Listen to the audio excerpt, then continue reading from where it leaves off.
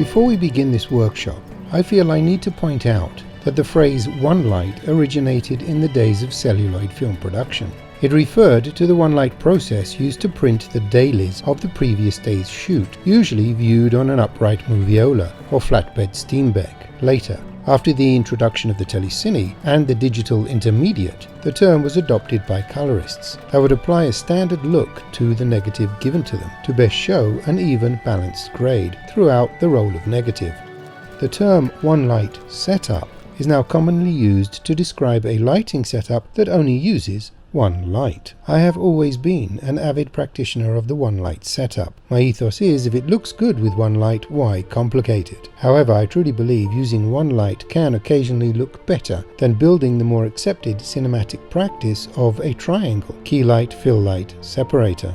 This frame, from a commercial shot sometime in the early 2000s, is using only one light for both these frames. The background through the window, incidentally, is a rear screen projection. I used to use these all the time, and they work very well, much better than a key in a situation like this. Nowadays, the virtual stage has replaced the rear screen and chroma key in many situations, but the rear screen is still a much cheaper way to achieve this type of shot. The light I used here was an ARRI 1K tungsten. The very slight gradient between light side and shadow was achieved with a very subtle diffuser, in this case a white lace. This high contrast effect is often the reason I would choose to light with only one light. However, soft lighting can also be achieved with one light. This frame is a slight variation on my most preferred beauty light setup. The separator, the soft light key and the background ambient are all lit with the same light. Let's refresh ourselves with my favorite beauty light.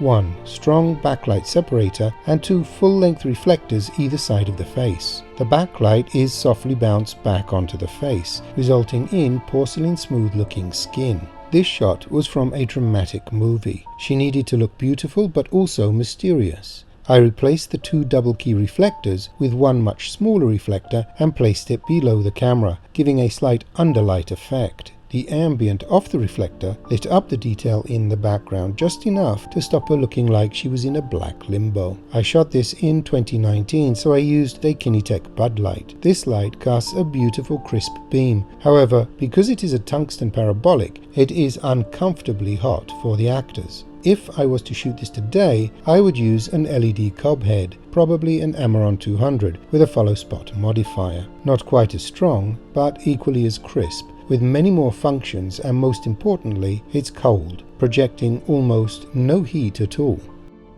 These shots also only use one light.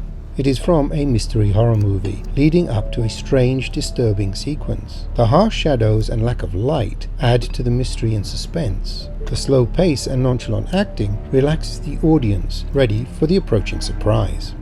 I used the Amaron 200 with follow spot modifier for this shot, set at 4800 Kelvin. We shot this at night, and the light coming through the window was natural, a combination of moonlight and street light. In the wide shot, I felt we could use a little detail in the darkness, so I added a white 4x4 reflector to fill this antique and bring out very subtle detail in the other props.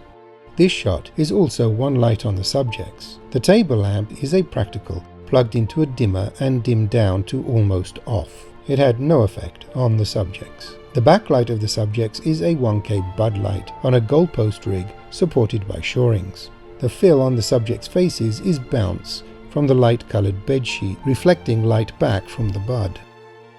This was shot before I started using LEDs as my main lights. If I were to shoot this setup now, I would probably use an Aperture 300 with Fresnel modifier. Incidentally, I would use this setup all the time when shooting drink commercials. It is the simplest way to make bottles being drunk look cold and appetizing. It was not a requirement for this scene, but it seems you can take the boy out of commercials, but you can't take commercials out of the boy. Also a one light setup, ARRI 2K suspended from an overhead bar as a strong backlight, and a white reflector resting on top of the piano to fill the face with a soft underlight. I used one light setups quite often in the movie Quezon's Game. Here I actually used a 1950s 5K tungsten Mole Richardson. I refurbished several original Mole Richardsons for this movie. It is set in 1938, so I wanted it to look as if it was shot in 1938. I love the warm, long wavelengths and pinpoint filaments of these lights, which give these very sharp shadows. I tested all my lights prior to shooting this scene, and none gave as defined shadows as the globe tungsten filament. One single light source was the only way to get these jet black shadows. In the same movie, a young Ike Eisenhower argues with Douglas MacArthur at the Manila Hotel. This sequence, although quite simple, with 6 camera setups, also used 5 lights. However, for this particular shot, I only used one, a 1K Bud light, outside the window, hidden behind the curtain on the left, shining on Eisenhower's face as a quarter light. Everything else is ambient bounce from the daylight coming through the window. This scene from the same movie starts as a 2-light setup. The guy on the stairs is playing the Philippine Vice President. He has a Bud light shining from the top of the stairs onto his back. However, this is only used in the beginning of the scene. He swiftly walks out of it. The Bud light has a 15-degree spot, so when he leaves the staircase, both subjects are lit only by this Bud light. The fill light on his face is coming from the bounce of the light off of the white jacket of this character, Manuel Quezon, the then president of the Philippines. The beautiful mosaiced ceilings were lit with the practical lights at the location. This product shot was also shot using one light. The setup looked like this. The cooler box had a hole cut in the bottom and glass stuck over it. Then the box was filled with water. Then crushed ice laid on top of the products and the water. I used an 800-watt tungsten redhead shining through a 4x4 silk frame. The inside of the cooler box was white, so it reflected back enough light to illuminate the product label. This ad was shot around 2005, so there were not many LEDs around at the time. Now I could use an airy sky panel, although I find these a little too heavy and cumbersome to be rigged quickly and economically. So maybe I would stick to the same setup, but replace the redhead with my Amaron 200 open face. This shot from the same ad was also shooting using one light. This Arctic-looking scene was actually shot in the desert. We converted the desert into the Arctic with fake snow, a requirement of the concept. The ambient light was bright desert daylight, but I wanted a cool rim light to separate the talent from the background and to put some life into the bottle, as this product just looks dark brown if it's not backlit. To get any balanced exposure at all, I would need at least a 5K HMI. I used this ARRI D5, but that also meant I needed a Genet in the middle of the desert. Filmmaking really used to be very difficult. Today, I would probably use my Aperture 1200D with Fresnel modifier. The advantage of using this light as opposed to an HMI is it can be run off of battery. The lights I am suggesting throughout this film are lights I currently own, but there is a stronger 2600 Lightstorm that is currently available, but I don't have one yet.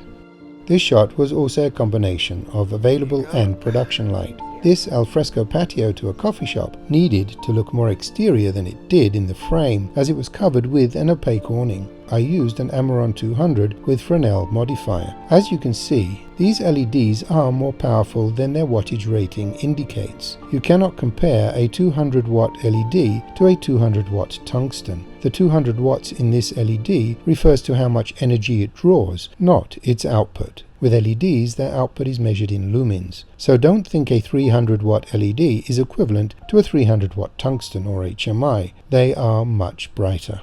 This end product shot was extremely difficult to expose. We were shooting directly into the sun, but my T-stop had to be small so the sun did not blow out. The product is lit with a single soft light. Consequently, the lux of the soft light needed to be at the correct ratio to the exposure of the sun, which was shining directly into the camera. I shot this frame before the introduction of LED lights. I used what I call a Warrilow box, because I was first shown this technique by cinematographer David Warrilow back in the 80s. It is made of polystyrene boards, painted black on the outside, and 216 diffuser stretched over the front side. I am using a Kinetech 4K Supernova, which is a convergible tungsten parabolic cluster light. If I were to shoot this today, I would probably use an LED 1200 Lightstorm in a large light box. This can run off of a battery and can be dimmed instantly to match the exposure needed to match the setting sun in real time. However, using cloth light boxes outside can be problematic. If it is a windy day, you may have to weigh or peg the box to the ground. Although I love the light output of the Arri Sky panel, I find it too heavy and a bit cumbersome for me to use that regularly. However, these characteristics would be helpful in this scenario, so this would probably be the lighting solution I would choose if I were tasked to shoot this today. But I want to help. We have to be practical. This shot is from the TV show The Boston, shot around 2014. There were not many LED light panels around at this time. I was using the Kinetech KineFlow usually for this type of scenario. I first built this prototype in 1986, and I am still using the original set I first built, although with different bulbs obviously, but I was playing with the possibilities of LEDs at that time, so I had built myself a set of LED light panels. They were very simple, 12-inch square with the LED strips lined around the inside of the frame, a slightly textured white plastic card on the back and a white plexiglass on the front. They are actually a similar idea to most modern LED ceiling lights, but no production lights I know of. I designed a grip system that allowed them to be mounted in many different configurations. They worked well at the time, but now if I had the space, I would use a cob head with a long box, like this one, for a shot like this. If I wanted the light vertical, I would just rotate the softbox. I do still occasionally use the first LED panels I built for some unusual setups like this car ad, because they are so thin, but today they mostly end up being used as working lights. All the light in the background is available, coming from the large windows in the set. Consequently, we had to shoot all of this project day for day and night for night. This shot from the movie The Gatekeeper actually used two lights. There is a very small backlight coming from a 50-watt Kinelux to separate him from the dark door. The main light is an Aperture 300 with a Fresnel modifier. The reason I have included this shot in a compilation of one light setups is because, after looking at this shot in the finished film, I realized the subtle backlight separator was not actually necessary, and the shot would have looked just as good, probably even better, if I only used the aperture side light. I am a firm believer that if you can do it with one light, then don't complicate it. Often, the most beautiful frames I have shot in my long career have all been lit with just one light.